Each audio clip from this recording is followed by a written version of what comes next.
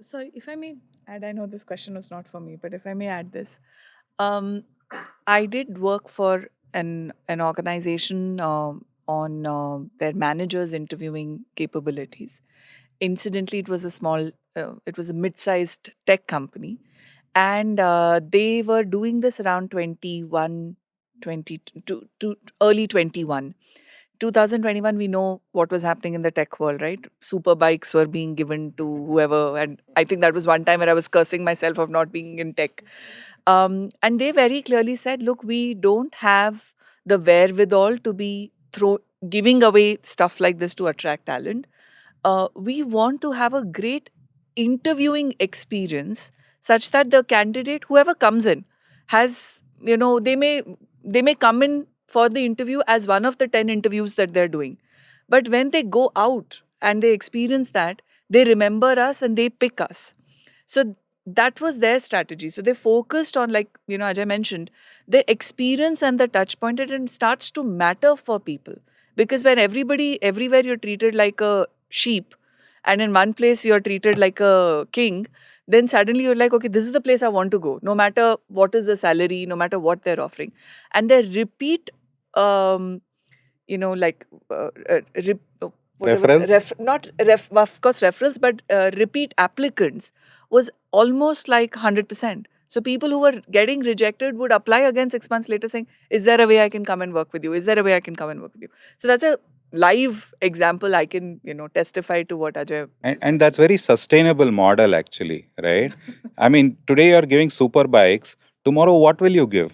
I mean, the expectation is that super bike to super bike hai.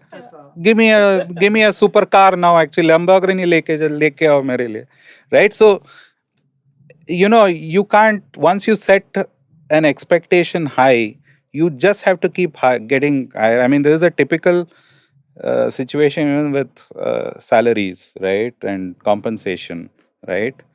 There is no limit to what an expectation of a compensation can be today. Actually, it is at the end of it, you to build that connect, you need the other things to work really well, which are more sustainable, right? The touch points should be really good actually.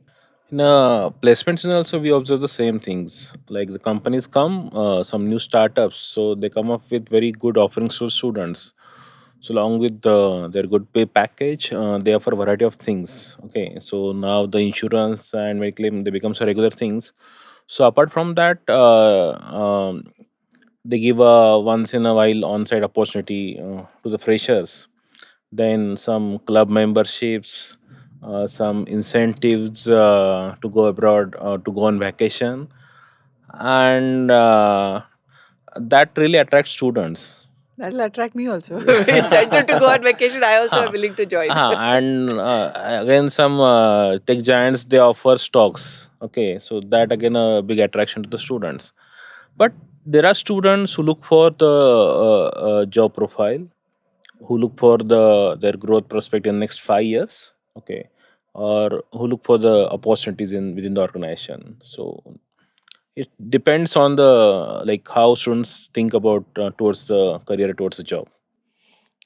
Just to add on the employer branding, I do agree with Slochna that we actually tried it. In my career, I worked for a company where we scaled a mid-size IT company in 4 years to a very decent level, right? And we did that, and we experienced one thing on employer branding. It is not one day job. What we did was we attached to the college. We worked with them throughout the year, and next year the kind of footfall we see very very different. I mean, it is not about going, and I mean I feel we experimented, though obviously we had guides who told us how to get it done. But yes, employer branding, when you talked about, it is a continuous process. But it adding on to it, right?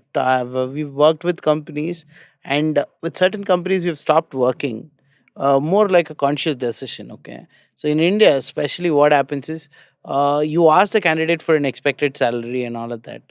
No matter what is their expected salary, you start the interview process with no respite for their time. Okay, you complete the entire interview process. The guy is like say at 30 lakhs, he's expecting 60 lakhs. Yeah. There is this 30% thing. I don't know who came up with 30%. They call it the industry norm. I don't know who set up the norm for the industry.